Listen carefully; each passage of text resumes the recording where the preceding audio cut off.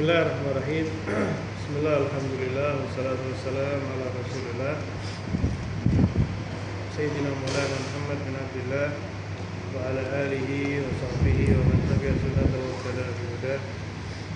Nawaitu ta'allum wa ta'lim wa tadhakkur wa tadhkir wa nafa wa intifa' wal ifadah wal istifada wal hadratu min kitabillah wa sunnati rasulih wa ju'al al-huda dalalatan ala al-khairat wa al-silah wa al-khairat wa al Allahumma akhrijna min al-nar wa akhrijna min al-nar.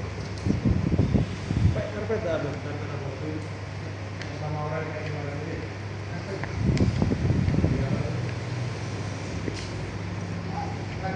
Iya.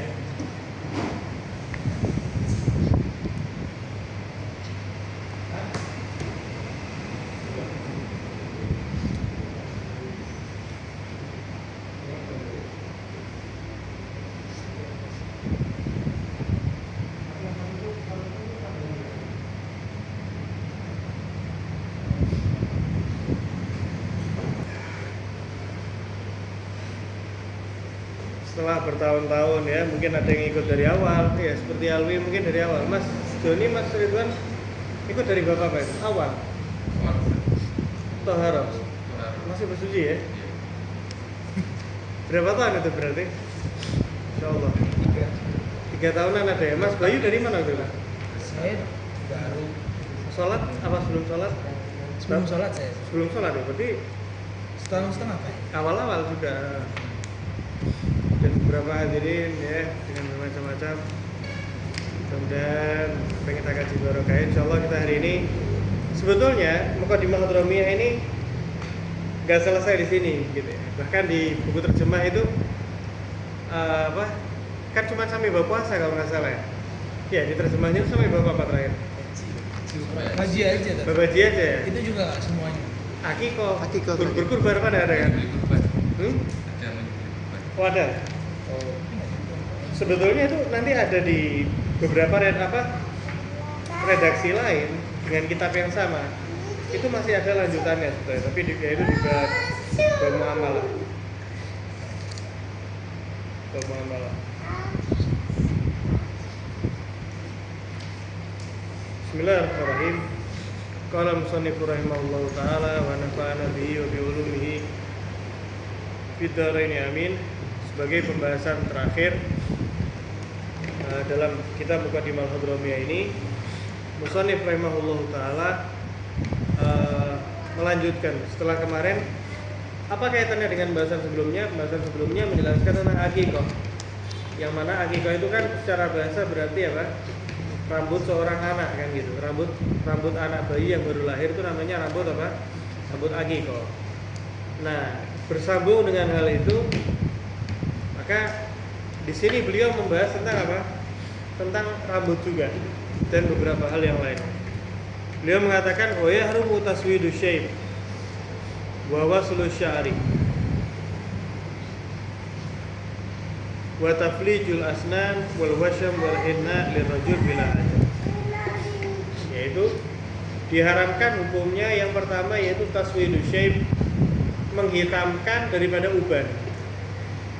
Uban ini hukumnya kalau dihitamkan hukumnya haram, baik laki-laki maupun perempuan. Digundul tidak apa-apa, atau misalnya dikasih daun pacar sehingga warnanya bukan hitam tapi apa? Coklat tua misalnya boleh. Daun pacar, nggih. Sehingga kalau kita lihat ya beberapa ulama misalnya ada yang jenggotnya kok merah, lah itu bukan modifikasi ya, bukan fashion gitu. Itu bukan fashion, gitu apa? Itu apa namanya? Karena rambutnya sudah putih, sehingga sebagaimana Nabi SAW dahulu ketika rambut beliau mulai apa? Enggak ya, yaitu menggunakan daun pacar tadi ya, daun pacar. Para sahabat ketika sudah memutih pakai daun pacar. Iya, itu faktor genetik ya. Kadang umur 20-an, 30-an sudah berubah. Illa kecuali li mujahidin. Kecuali ketika seorang akan berjihad di zaman Nabi SAW dulu, maka itu boleh untuk menghitamkan rambut. Fungsinya apa? irhaban lil adu, untuk menakut-nakuti daripada musuh. Jadi tidak kelihatan ini sepuh-sepuh gitu ya. Ini lata sepuh-sepuh ini sebul ini mungkin pikirnya ya. Nah, tapi ketika apa? Lu hitam ini rambutnya. Seger-seger ini. Aduh ya apa ini? Serius lah kita ini ngelawan umat Islam. Mereka apa? Belum apa-apa sudah kena mental. Nah, seperti itu.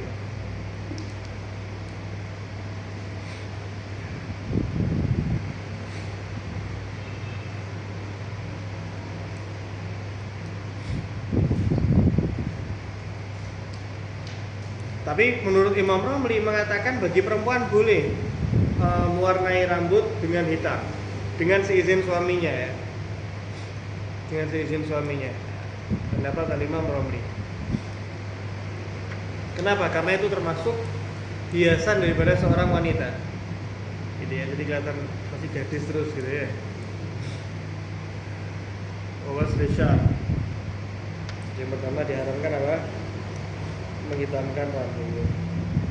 Kemudian juga diharamkan menyambung rambut. Nah itu ada kan zaman sekarang itu, jadi menyambung rambut, ya disulam rambutnya itu juga tidak diperbolehkan.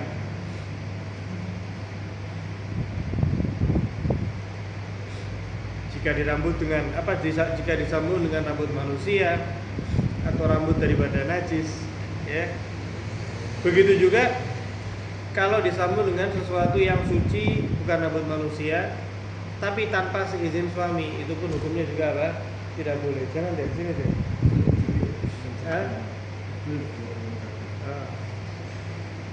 Wa taflijul asnan, begitu pula yang setelahnya adalah dilarang untuk taflijul asnan. Taflijul asnan ini apa? Merenggangkan gigi. Nah kalau kita tahu sekarang ini apa? Pakai behel kan? Nah kalau dulu itu enggak. Justru gigi yang rapat itu sedikit direnggang-renggangkan. Loh kenapa demikian? Nah, karena di zaman dulu gigi yang rapat itu pertanda ini orang sudah lanjut usia.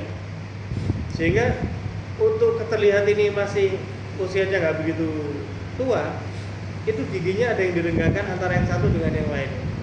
Nah, itu dia katakan apa? Hukumnya haram. Kenapa? Karena taghyirul li khalqillah, karena merubah daripada ciptaan Allah Subhanahu, dianggap merubah ciptaan Allah Subhanahu wa ta'ala. Makanya tidak diperbolehkan. Nabi SAW beliau menyatakan, la'anallahu al-washimat wal mutawashimat wal namisat wal mutarassimat wal mutafallijat lil husnil mughayyirat khalqillah.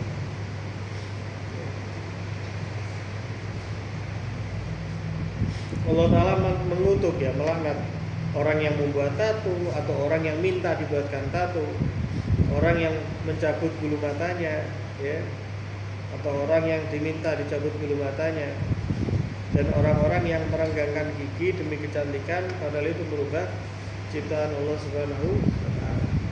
Termasuk di zaman sekarang apa? Alis itu ya. Alisnya digundul kemudian supaya untuk bisa ditulis tadi itu merubah daripada ciptaan Allah Subhanahu wa ta'ala.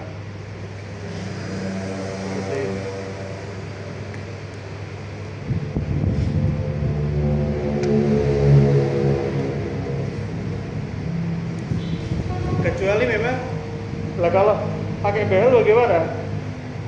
Itu tadi pakai behel jika memang itu diperlukan untuk pengobatan, misalnya karena ya memang diharuskan, maka nggak apa-apa dikatakan.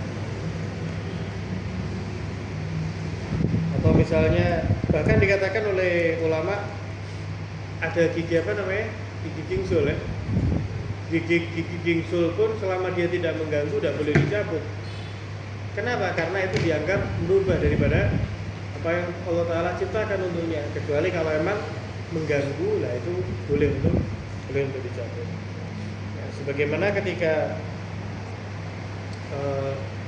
seorang wanita mau pakai behel semata-mata hanya untuk kecantikan diri, terlebih tidak diizinkan oleh suaminya, maka itu pun juga tidak diperbolehkan.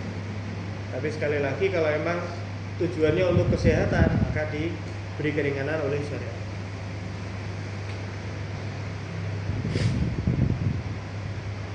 Jadi kita pahami dari sini segala bentuk pengubahan atas zat seorang manusia itu dilarang. Kecuali kalau perubahannya itu hanya sementara. Misalnya apa? Ada orang pakai celak. Nah, pakai celak ini kan tidak terus lengket selama-lamanya. Nah, itu diperbolehkan. Bahkan disunahkan kan pakai celak tadi itu. Atau misalnya berhias gitu ya, pakai make up. Nah, itu gimana? Ya tidak apa-apa. Sifatnya sementara, tidak sampai berubah. Tentunya untuk yang halal. Wal wasyam, dan pakai tato tadi itu ya. Dan pakai tato. Itu juga dilarang, diharamkan. Bahkan sebagaimana tadi hadis yang kita sebutkan, Allah Ta'ala melaknat orang yang mentato dan yang minta ditato. Tapi Masya Allah, ala kulli hal, zaman sekarang ini sudah ada penghapus tato ya, dengan mudah sekali itu, dengan mudah sekali. Bahkan beberapa komunitas itu seperti yang saya tahu ya, yaitu Al-Habib Ahmad bin Nawfal bin Jindan itu menyediakan apa? Penghapusan tato gratis. Nah, itu menarik sekali. Iya, penghapusan tato gratis. Jadi betul-betul masuk. Jadi betul-betul terbuka gitu untuk orang banyak. Orang nggak merasa malu untuk hadir ya ketika dia bertato, justru untuk menghapuskan tatonya. Wal henna lirrajul bila haja, atau pakai pacar atau pakai henna lah, tahu ya pakai henna itu bagi seorang lelaki ya haram hukumnya. Kenapa? Tasbihul lil mar'ah, karena menyerupai daripada kaum wanita. Karena segala sesuatu atau segala aktivitas ya, termasuk misalnya ada orang joget aja, misalnya ada perayaan dia berjoget tapi dengan jogetnya wanita, itu haram gitu ya. Kemudian berpakaian seperti pakaian wanita ya, berpenampilan seperti penampilan wanita, ala kulli hal menyerupai daripada wanita, maka hukumnya diharamkan.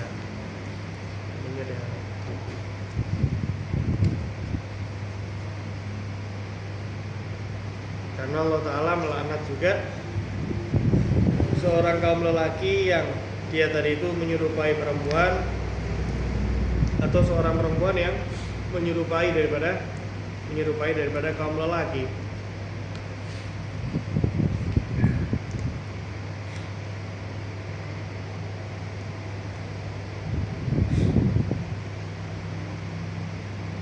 Adapun apa yang ada di zaman sekarang seperti LGBT dan sebagainya, ya segala bentuk penyimpangan yang dianggap itu sebagai sebuah kewajaran, itu dahsyat sekali.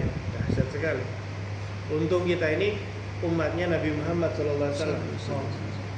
Apa yang terjadi pada umatnya Nabi Lut? Wah, coba kita ini, maksudnya umat LGBT ini sekarang ini jadi kaumnya Nabi Lut, ya ambles semua itu sudah. Saking umatnya Nabi Muhammad ini ummatun marhumah, umat yang disayang, umat yang dalam tanda kutip masih dimanja. Jadi hukumannya nggak di dunia, nanti di akhirat baru tahu. Tapi kalau kaumnya Nabi Lut, habis itu sudah, LGBT itu hilang sudah. Bahkan sekarang mereka dengan tanpa malu lagi gitu. Bahkan yang kita sayangkan klub-klub sepak bola pun ya tetap ada apa? Dengan bangganya seperti Liverpool gitu ya. Arsenal. Apa lagi? Barcelona ya, itu saya unfollow sudah. Liverpool saya ngikutin ada Muhammad Salah apa dulu suruh-suruhnya ya. LGBT mohon maaf unfollow sudah. Soalnya apa? Itu gak remeh loh hadirin. Maksudnya gini. Dikatakan man katsara sawada qaumin fahuwa minhum. Barang siapa yang memperbanyak kelompok daripada suatu kelompok, maksudnya keberadaannya itu memperbanyak jumlah mereka, fahuwa minhum, maka dia termasuk kelompok tadi itu. Jadi kelompok itu arahnya kemana, dia ada di kelompok itu tadi. Sekalipun hanya apa? Hanya follow, hanya like, hanya share. Bukan saya cuma nge-like-nya kamu ini cetek, ini di akhirat ada apa? ada hitungannya nanti ya. Alhamdulillah misalnya.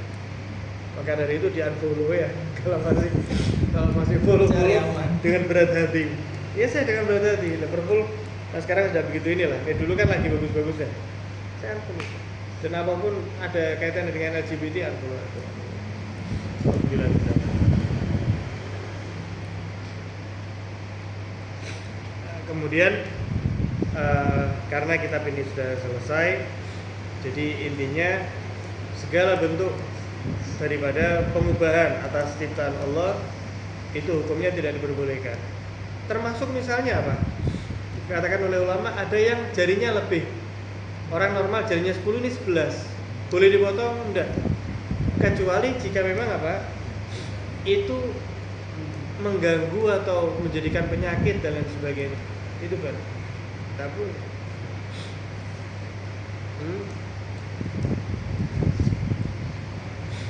khalaqnahu fi ahsani taqwim katanya Allah Ta'ala ya, kita ciptakan dia tadi itu dengan sebaik-baik penciptaan. Mungkin sampai sini dulu ada yang bertanyakan. Ini Ustaz, sekarang kan lagi melarang iklan rambut Ustaz, kelas Oh iya. jadi kalau rambut botak itu bisa diiklan pakai rambut itu sendiri, kemudian di kayak operasi gitu Ustaz, atau mungkin dia turun rambut, itu gimana Ustaz? Termasuk diharamkan atau Wallahu a'lam. Cuman kalau itu kan memang aslinya ada ya. aslinya aja, cuman botak, hanya diambil dari rambut kecil Iya. yang lain. Dan itu pun akhirnya tumbuh gitu kan. Iya. Wallahu a'lam. Kalau itu sih al-zahir nggak ada masalah gitu. Soalnya dia bukan merubah apa yang tidak ada diadakan atau yang ada ditiadakan. Tapi memang di tempat itu pernah ada rambut gitu loh. Cuman mungkin sudah menipis. Banyak itu kan di Turki apa ya?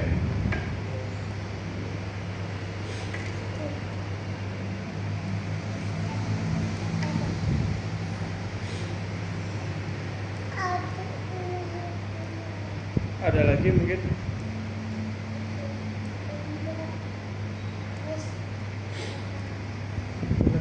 Iya. Kalau tadi kan berhubungan dengan segala bentuk perubahan yang mungkin sementara, baik itu make up ataupun yang celak Celak. seperti itu ya. Dan itu sesuai Kodrat. kodratnya dan tempat tertentu. Iya, Pokoknya betul. syarat dan ketentuan berlaku di situ. Iya. Yang ingin saya tanyakan itu, kalaupun ini tidak permanen, tapi dia terbuka di ruang publik, yang dalam arti rambut tadi kan masih diperkenankan sekalipun yang untuk pihak laki-laki tidak diperbolehkan, karena itu khusus laki-laki kan berhijab seperti itu. Nah yang ini mau saya spesifikasinya itu bulu mata kan, jadi dia nggak permanen, tiap sebulan atau 2 bulan sekali dia rontok, tapi setelah selesai dipasang lagi. Yang notabene sangat dominan beliau itu menyampaikan kalau ini lebih percaya diri, padahal boleh jadi dapat izin dari suami, tapi itu kan di luar forum yang semestinya diizinkan. Iya. Kalau diizinkan tapi di luar itu bagaimana? Tapi itu maksudnya bulu batanya ada apa dicabut? Ada tapi ditebelin lagi. Oh. Jadi ada yang kayak sebangsa dilem gitu tuh. Oh. Justru itu yang kalau orang-orang kan kadang-kadang sekali manggung dipakai terus dibuang. Oh, iya. Kali ini ada yang bertahan sampai 1 bulan. Kalau dia sifatnya nggak permanen sih, kalau disamakan seperti celak ya nggak ada masalah. Kalau bisa ke situ masih nggak bagus ya. Itu sih perubahan-perubahan yang kecuali kalau kayak tadi itu mencabut bulu matanya terus di implan. Kalau implan rambut tadi itu diperbolehkan dengan catatan pakai rambutnya sendiri dan aman gitu, tidak menimbulkan mudarat gitu. Berarti kayak bulu mata yang tadi itu menutupi bulu mata yang asli tidak? Menambahi. Nambah ya? Betul, menutupi. Menutup ya? Berarti Betul. kalau untuk gimana kan? Pakai lem. Nah ya emang bener, pakai lem harusnya. Kalau itu ya nggak sah kalau emang pakai lem ya. Pakai lem dah. Soalnya bilang sendiri lemnya lepas terus dipasang lagi gitu. Ibu kerja gitu kan tempat saya ada soalnya. Dan itu rutin. Saya tahunya udah Iya. kayak setahun lebih kayaknya. Iya, maksudnya itu hanya sekali pakai apa? Dipakainya itu selama sebulan. Sekali pakai bertahan sebulan dan nggak dicopot. Ya bisa tuh sholatnya. kalau masalah sholatnya ya. Iya. Saya kira itu lepas-lepasan selama sebulan gitu. Betul. Terpasang terus. Cuma kan karena dari awal pakai mungkin masih bagus, tapi setelah mendekati waktu expirednya kayak gitu dia berangsur mulai kayak montok Iya. seperti itu. Oh, iya. Di situnya aja udah jauh. Iya, iya. Masalah sekali.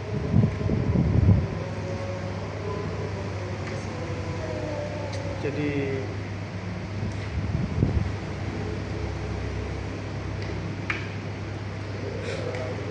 termasuk apa melubangi lubang telinganya anak kecil laki, itu udah boleh. Kalau anak kecil perempuan ya boleh buat anting dan sebagainya.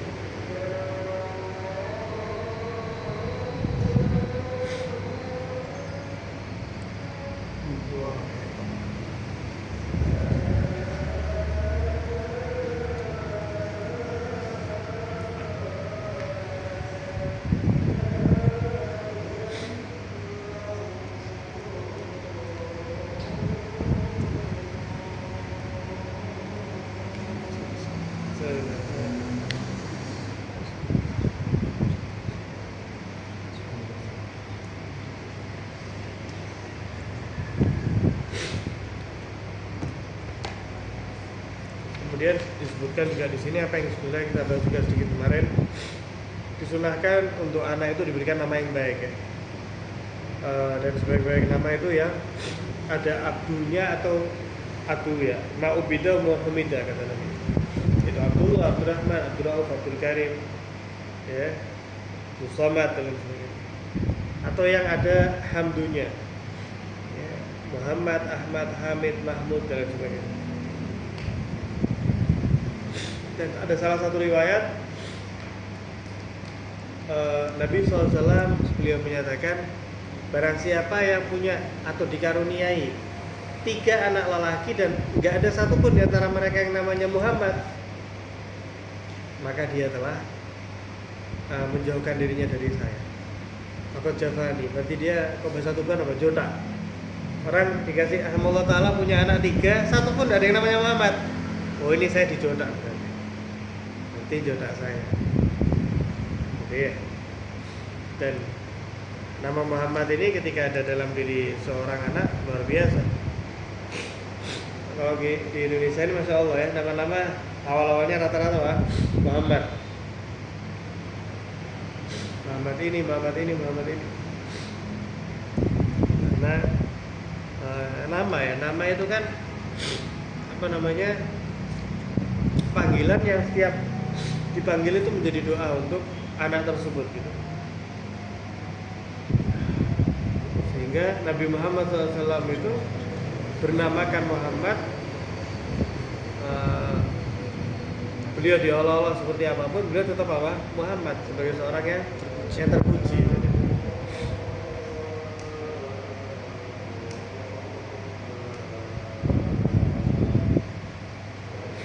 Sampai ada riwayat mengatakan, "Idza samaitu Muhammadan fala tadribu wala tahrimu." Kalau kalian punya anak dinamakan Muhammad, jangan sekali-kali dipukul, jangan sekali-kali dia dihalang-halangi daripada kebaikan. Tapi sebagian di antara mereka itu 3 nama, anak, ayah, kakek, namanya Muhammad semuanya. Seperti siapa? Al-Imam Al-Ghazali.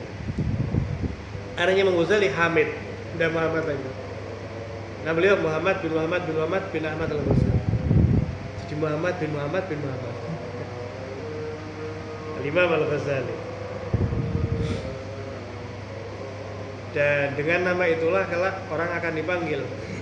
Ya, namanya dan namanya untuk menghadap kepada Allah Subhanahu wa taala. Ya wallahu a'lam bishawab. Semoga apa yang kita kaji daripada kitab Muqaddimah Hadramiyah ini menyebabkan kita menjadi orang yang diridhai oleh Allah Subhanahu wa taala. Ini enaknya kalau kita ikut taklim ya. Jadi kita bukan cuma sekedar pengajian, kita bukan hanya menghadiri kajian tematik, tapi kita betul-betul mengupas salah satu daripada kitab besar dalam mazhab Imam Syafi'i. Kita beragama Islam, kita beribadah kepada Allah dengan mazhab Imam Syafi'i, dan di sini kita telah menghatamkan alhamdulillah satu kitab secara penuh daripada kitab mazhab Imam Syafi'i. Alhamdulillah, kita syukuri kepada Allah. Insyaallah kita akan lanjut. Dan juga setelah ini terserah mau pengen bikin lagi ibadah dengan kitab lain atau apa, nanti bisa kita rundingkan setelah ini ya, tapi terus kita akan terus ngaji ya. Adapun malam hari ini kita telah menyelesaikan Muqaddimah Hadramiyah ya, karya daripada Syekh Abdullah bin Abdurrahman Al-Fadl ya, seorang yang sangat amat luar biasa, dengan syarahnya, yaitu syarah daripada Syekh Said bin Muhammad Ba'asyir. Begitu pula syarah Al-Manhajul Qawim daripada Imam Ibn Hajar Al-Haytami. Ya, saya baca sedikit daripada doa beliau.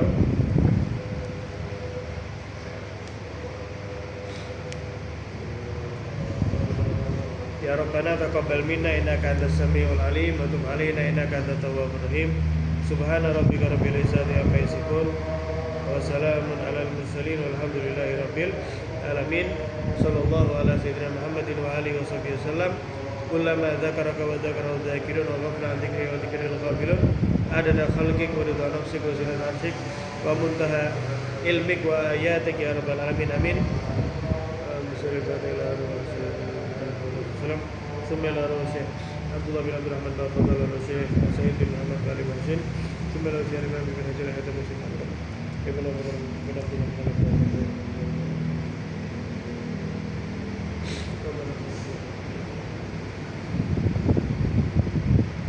Surah Al-Fatihah. Alhamdulillah.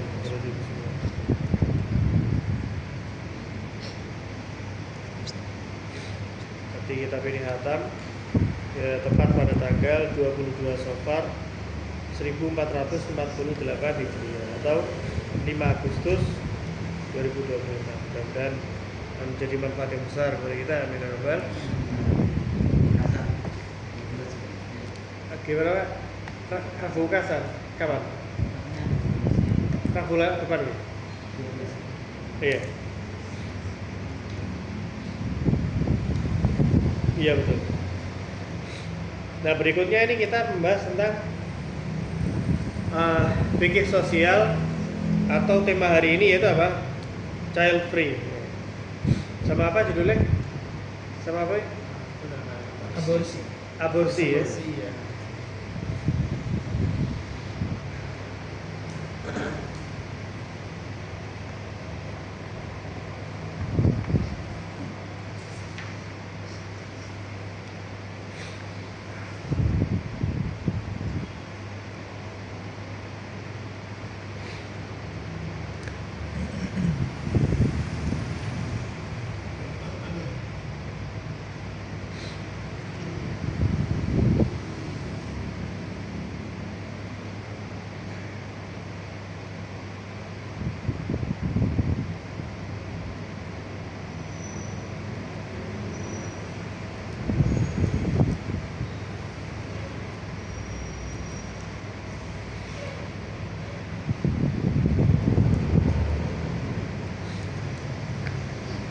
Bismillahirrahmanirrahim.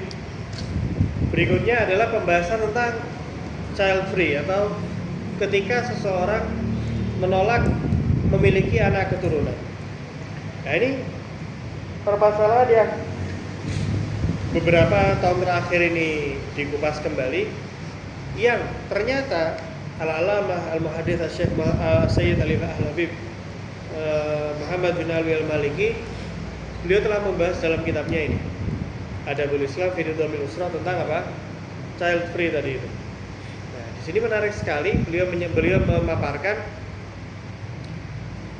banyak daripada orang itu yang tidak membedakan antara child free sebagai prinsip atau memilih belum memiliki anak keturunan karena ada permasalahan tertentu. Jadi ini ada dua hal yang berbeda. Ada kalanya menolak untuk punya anak itu sebagai prinsip. Ada yang ini sebenarnya bukan prinsip, tapi karena keadaan tertentu dia menunda dulu untuk memiliki anak keturunan. Nah, ini kata beliau adalah dua permasalahan yang berbeda dengan penjabaran hukum yang berbeda.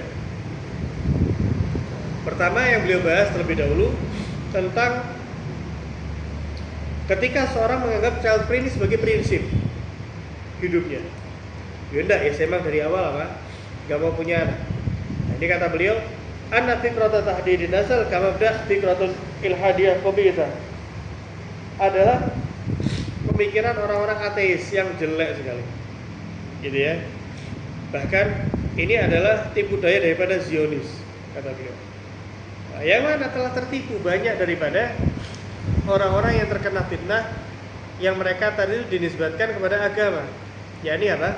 Dia dikenal sebagai ulama, dia dikenal sebagai ustadz, tapi justru menyebarluaskan apa? Child free tadi ini. Di zaman beliau menyebutkan alasan mereka tadi itu apa?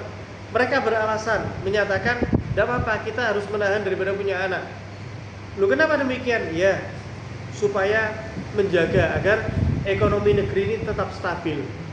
Kalau banyak punya anak, ya apa nanti ekonominya? Maka wa hadza fil haqiqah min haula huwa ainul jahl wal ajiz. Ungkapan yang terucap daripada mereka ini adalah kebodohan atau kelemahan yang nyata. Kenapa demikian? Karena mereka nggak diminta rezeki sama Allah. Mereka itu hanya yang wajib bagi mereka untuk mengerahkan semangat mereka, pemikiran mereka, ya, kemudian mengalahkan daripada pemikiran-pemikiran yang jelek tadi itu, gitu ya. Justru harusnya menyemangati daripada para pemuda untuk mendalami daripada hal ini. Bahkan kalau memang betul yang dikhawatirkan adalah masalah ekonomi, itu bukan dengan cara orang-orang ditahan untuk punya anak keturunan. Bahkan apa? Melainkan ya ayo orang-orang yang memang memiliki banyak harta, mereka diambil hatinya untuk mau apa? Membantu saudara-saudaranya, mungkin dibukakan lapangan pekerjaan, ya, bagaimana supaya orang bisa kerja dengan mudah dan lain sebagainya. Nah, sehingga pemikiran seperti itu adalah penyakit, ya, penyakit yang dengan apa namanya dilapisi atau dikuliti dengan apa? Dengan klaim-klaim yang tidak bisa dibenarkan tadi. Karena yang memberi rezeki adalah Allah Subhanahu wa Ta'ala, gitu ya. Jadi kalau ada orang beralasan demikian, maka itu tidak bisa dibenarkan. Namun kata beliau, adapun amma tahdidun nasl li darurah khassah shakhsiyah baina zawjain li bin khassah. Adapun ketika ada sepasang suami istri belum mau memiliki anak keturunan terlebih dahulu, kenapa? Karena ada hal tertentu yang mengharuskan mereka menunda untuk memiliki anak keturunan, maka ini nggak ada masalah. Dan ini dikembalikan kepada apa? Kebijakan sepasang suami istri tadi. Jadi apakah mereka berprinsip child free? Enggak. Tapi untuk kali ini ya enggak dulu. Kenapa? Oh, ini masih sekolah misalnya. Atau kenapa? Oh, karena ini masih sakit, kata dokter kalau punya anak nanti berbahaya misalnya. Nah, ini berarti apa? Bukan child free, bukan menjadi prinsip hidupnya, melainkan apa? Pilihan yang harus diambil karena situasi tertentu. Ini nggak ada masalah, kata beliau. Ini tetap dikembalikan, terserah kepada apa? Sepasang suami istri tadi itu.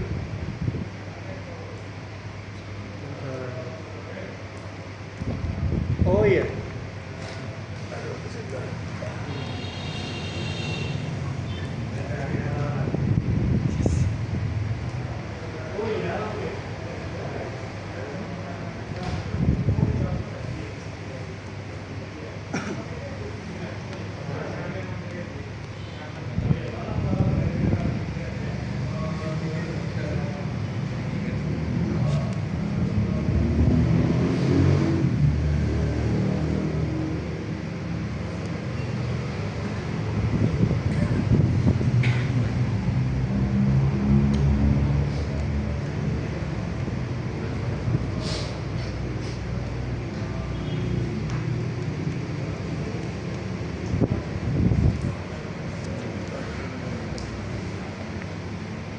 Bahkan beliau mengutip ada beberapa dalil ya, yang menunjukkan bahwasanya boleh bagi sepasang suami istri untuk menunda memiliki anak keturunan jika mereka memandang hal tersebut adalah sebuah maslahat bagi mereka. Jadi ya, itu nggak ada masalah, tidak ada larangan selama tidak dijadikan apa? Prinsip.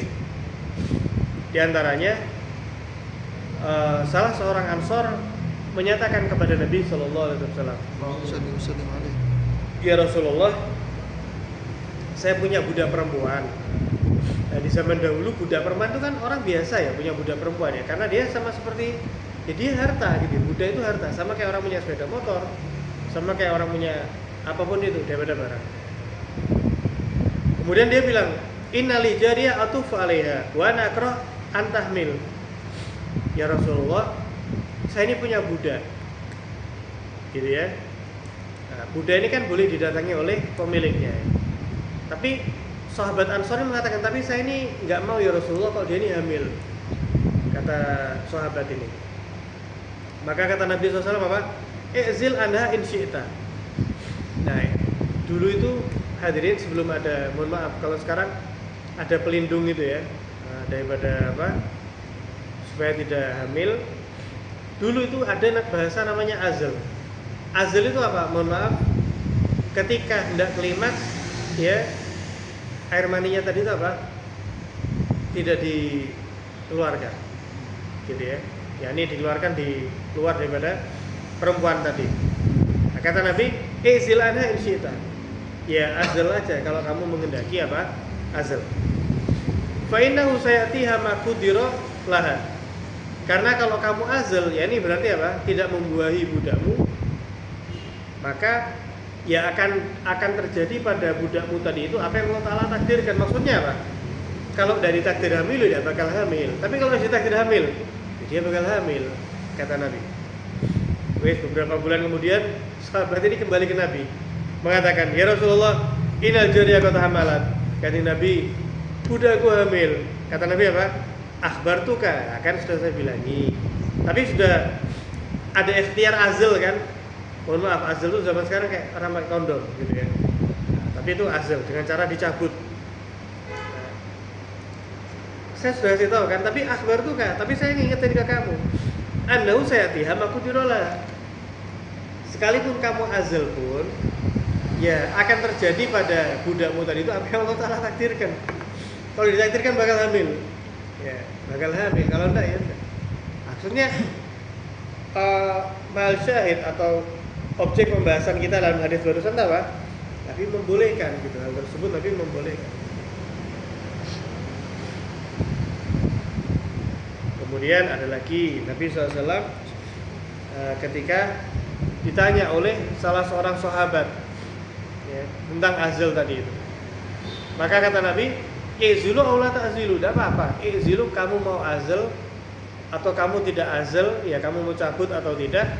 Maka kataballahu min nasmatin hiya kainatun ila yaumil qiyamah illa wa hiya kainah.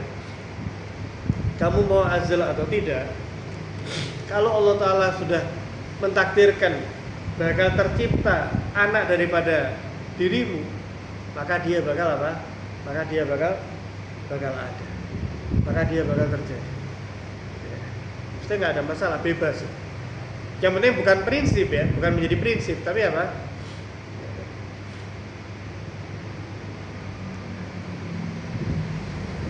Kemudian ketika diungkapkan azal ini kepada Nabi, kata Rasulullah apa? Lam yaf'al dzaka ahadukum. Ya, tidak seorang pun di antara kalian hendaknya melakukan itu. Karena kalau ini kita ingat, kita bahas di awal itu ya, yaitu tentang haknya istri yang harus ditunaikan apa? Suami, di antaranya apa? Tidak azal tadi itu, kan gitu. Kita bahas dulu. Tapi Rasulullah nggak melarang gitu ya.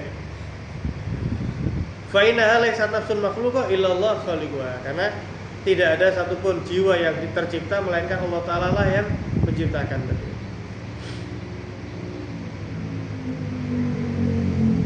Dalam hadis yang lain Nabi mengatakan, isna'u ma badalakum, lakukanlah apa yang kalian mau. Maksudnya mau azal mau tidak. Fama qadallahu ta'ala fa huwa kainun. Apapun yang Allah Ta'ala takdirkan, yaitu itu yang bakal terjadi. Walaysa min kulil ma yakunul walad. Dan tidak daripada setiap air mani tercipta itu seorang anak. Dan beliau juga mengutip daripada beberapa hadis.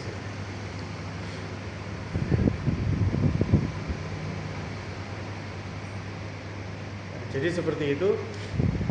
Masalah pemikiran child free ini beliau bagi menjadi dua. Jika itu menjadi prinsip untuk tidak memiliki anak keturunan, maka itu dilarang karena menyalahi daripada fitrahnya Allah Ta'ala menciptakan alam semesta ini. Bahkan Nabi SAW beliau menyatakan apa? Tazawwaju tanakahu taksuru fa inni mubahin bikumul umam yaumil qiyamah. Menikahlah kalian, ya, memperbanyaklah anak daripada kalian. Kenapa? Karena aku Muhammad Rasulullah akan membangga-banggakan kepada kalian kelak pada hari kiamat.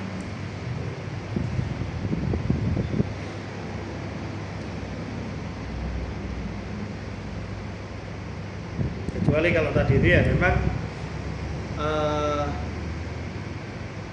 seorang wanita ini menjalani pengobatan yang dia nggak boleh hamil dulu sehingga ditunda kehamilan karena hal itu, maka itu nggak ada masalah gitu ya.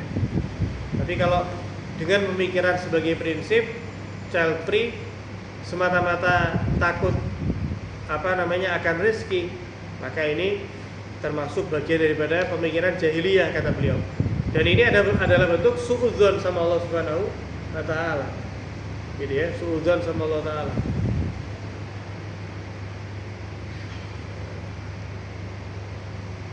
Tapi bukan berarti juga dengan berdalih banyak anak banyak rezeki, kemudian hanya apa? Memperbanyak anak aja tanpa memperhitungkan, itu juga keliru. Banyak anak ya banyak apa? Banyak tanggungan, banyak yang diusahakan gitu ya. Insya Allah banyak rezeki. Nah, gitu. Kemudian adapun aborsi, nah ini aborsi ini dikatakan bahwasanya ulama bersepakat aborsi atau menggugurkan janin yang telah Allah Ta'ala titipkan ruh di dalamnya hukumnya haram. Bahkan tidak halal ya bagi seorang muslim melakukannya, karena itu seperti membunuh daripada makhluk hidup meskipun dia belum dilahirkan. Bahkan kalau dalam fikih jinayat kriminal ya, itu wajib membayar denda bagi orang yang menggugurkan apa janin tadi itu. Ya, tapi itu ketika demikian ya, menggugurkan janin yang sudah diberi ruh tanpa ada status darurat, hukumnya haram, sama seperti membunuh. Tapi jika mengaborsi ini semata-mata karena menyelamatkan nyawa ibunya, misalnya dokter menyatakan ini kondisinya berat, ini kalau dilanjutkan ya mungkin bayi ini akan lahir, tapi sangat-sangat beresiko kepada ibu. Maka jika status yang demikian, dalam kaidah fikih disebutkan idza ta'arada mafsadatan ru'ya a'dhamuhuma dararan birtikabi akhafihima. Ketika ada dua mafsadah yang saling berhadapan, dan kita ya, dan orang tadi itu dihadapkan dengan salah satu dua mafsadah ini harus diambil, nah iso, tidak bisa lepas dia. Dia memilih anak tetap dikandungkan tapi resiko ibunya meninggal, atau anaknya diaborsi dan ibunya akan selamat. Nah, kalau seperti ini, apa yang harus dilaksanakan dalam kaidah fikih? Kita harus ya memperhatikan mafsadah yang lebih besar yang akan terjadi. Kita harus menjaganya dengan cara apa? Dengan kita menjalani mafsadah yang lebih ringan, yaitu dengan melaksanakan apa? Aborsi tadi. Kalau dalam keadaan seperti itu, maka aborsi hukumnya apa? Diperbolehkan.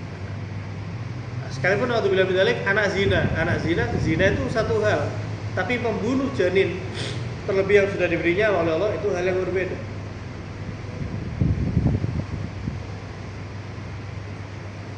Mungkin ada yang tanyakan? Wallahu a'lam bishawab. Terkait tadi yang memilih salah satu ya, ketika si istri memutuskan untuk melahirkan anak tersebut, soalnya beranggapan kalau melahirkan itu kan sesuatu ibadah yang tinggi. Nah, dia apa itu? Dia jihad lah katakanlah dia. Nah, jihad untuk melahirkan anak tersebut walaupun dirinya kemudian meninggal. Ya meninggal dalam keadaan husnul khatimah itu. Tidak boleh. Tidak boleh. Tidak boleh. Tidak boleh. Jadi harus yang lebih. Iya, ditimbang mana mafsadah yang lebih kecil, itulah dia prioritas.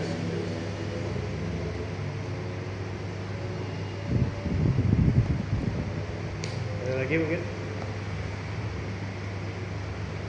Wallahu a'lam.